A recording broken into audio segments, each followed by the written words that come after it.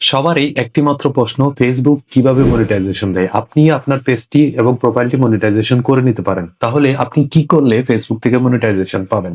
এই জিনিসটা সবার প্রশ্ন। হ্যাঁ, ফেসবুক কিন্তু কিছু জিনিস দেখে এবং কিছু জিনিস চেক করেই প্রত্যেকটা প্রোফাইল এবং পেজকে মনিটাইজেশন দেয়। আপনার যদি ১ লাখ ফলোয়ার থাকে, আপনি যদি কিছু জিনিস ঠিক না করেন, আপনার পেজে যদি এই জিনিসগুলো ঠিক না থাকে, অবশ্যই আপনি কোনোদিনও মনিটাইজেশন পাবেন না। কি জিনিসগুলো? হ্যাঁ, ভিডিওটি প্রথম থেকে শেষ পর্যন্ত দেখবেন। আমি অবশ্যই আপনাদেরকে বুঝাই দেব কোন কোন জিনিসটা আপনি খেয়াল রাখতে হবে ফেসবুক এবং ফেসবুকের পেজ এবং প্রোফাইলের মধ্যে মনিটাইজেশন পাওয়ার জন্য। নাম্বার 1, ফেসবুক পেজ অথবা প্রোফাইলের মধ্যে যদি কোনো ইস্যু থাকে, আপনি চেক করবেন আপনার পেজ কিংবা প্রোফাইলে কোনো ইস্যু আছে কিনা। ইস্যু মিন্স আপনি পেজটা ক্রিয়েট করেছেন, ক্রিয়েট করার সময় কোনো ধরনের ভাইরাস জাতীয় কোনো কিছু পোস্ট করেছেন কিনা, এই পোস্টের কারণে আপনার পেজে কোনো ধরনের ইস্যু আসছে কিনা। যদি ইস্যু এসে থাকে তাহলে সেই ইস্যুটা আগে রিকভার করতে হবে, না হলে আপনাকে ফেসবুক কখনোই মনিটাইজেশন দিবে না। নাম্বার 2 হচ্ছে আপনি কপিরাইট কন্টেন্ট নিয়ে কাজ করছেন কিনা।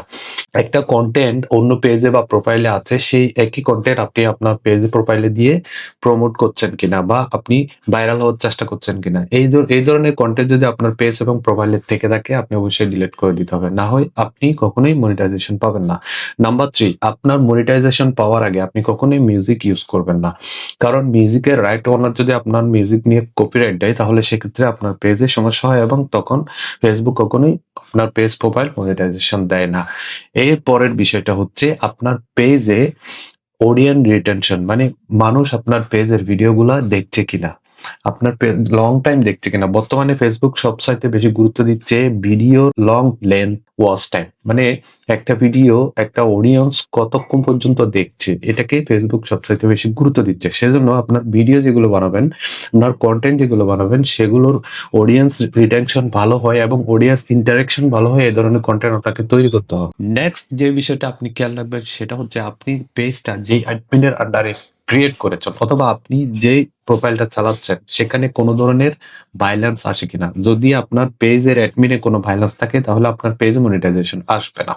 সেজন্য আপনার অ্যাডমিন আইডিটাও চেক করে নেবেন।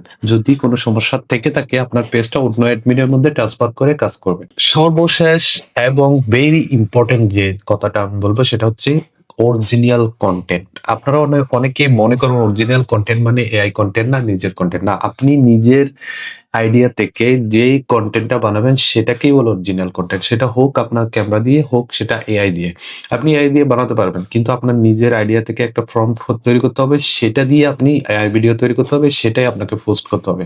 অন্যের বানানো এআই ভিডিও কপি করে আপনি যদি সেম একটা এআই ভিডিও বানান তাহলে সেটা হবে কপিরাইট কন্টেন্ট। সেজন্য যদি এআই দিয়ে বানান, আপনার নিজের আইডিয়া থেকে বানান এবং আপনার নিজের ক্যামেরা দিয়ে করলে সেটা তো অরিজিনাল ভিডিও হচ্ছেই।